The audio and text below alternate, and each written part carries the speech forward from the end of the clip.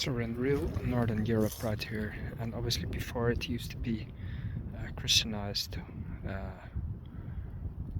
Basically the whole of Europe was pagan, and what they did is they had separate rituals for basically anything, including burials and honoring the dead. And then you had these burial rings and ceremonial rings. See, all around the trees there are stones in a circle, so you have stone circles and what's it called again, megaliths all around this site, and this can be traced back to, well, thousands of years ago, before Christianity set foot in Europe. Well, Europe was land of the pagans, including Rome, and then everything became Christianized through a large great reset in that sense. But before that were originally pagans, were the people of the forests, of the seas, of the wide fields, and of the the greenery. This is literally pagan Europe. Thousands of years of history. You may not see it unless you actually walk here, but there's stones in the literal larger circle around here, see? And you have a whole trail here, right near the airport, that has pagan sites. And yeah, me myself, I'm not a Christian. I would classify myself as a pagan if I had to classify myself as anything. I'm a pagan because I'm a guy of the deep connection with the forest, even though I couldn't survive in the forest, I feel a deep connection to it. I feel a deep connection if I see the rivers of my country, the wide fields, if I feel the wind.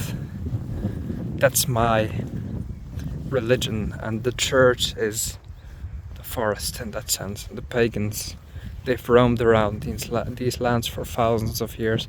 Eventually it was churches that were built around energy lines, right? You can still trace back energy lines. There's probably plenty in this whole area, see? And then everything became replaced with Christianity, so I'm not a Christian by definition because it's not my original religion, and not the religion of my elderly, let's say. So we all used to be pagans in Europe. Even though I'm baptized as a Catholic, folk Catholicism is the closest as there is to paganism. It's a small conversion, but anything else, I'm not affiliated with any book. There is no book. This is our book, right? It's walking around here feeling the sun and the wind. And then you need no book on how to live your life or how to treat others, other than common decency is the key word. So yeah, that's my conviction, and there is no code other than human decency, so you sort of treat others in a fair and balanced way, right? And that's all there is to life. They can just walk around your ancient lands and they're actually yours. I mean, these are the lands where our far great grandparents walked around doing burials, doing sun rituals and whatnot, candle-lit rituals. I have absolutely no idea, but I'm sure it was a beautiful community, and it was ours, and it's gone, and it's all replaced. So yeah, what are we actually? Who are we? And that's the thing, like, many people, they don't know about paganism, and even though there is a small rebirth, especially Slavic paganism is very significant. It always was. The Slavic pagan gods is something so beautiful, but it's sort of erased from our history as well. It's been replaced thousands of years ago already, and nobody's really doing anything since with paganism, right? But it's making a slow rebirth as people have more and more access to information, and they see that our lands existed before Christianity. There was a lot going on before churches were even built in Europe. A whole lot. It didn't just start 2000 years ago, right? look back 10,000 years, what would we have been? We had the temples in Greece. We had stone circles in all of northwestern Europe.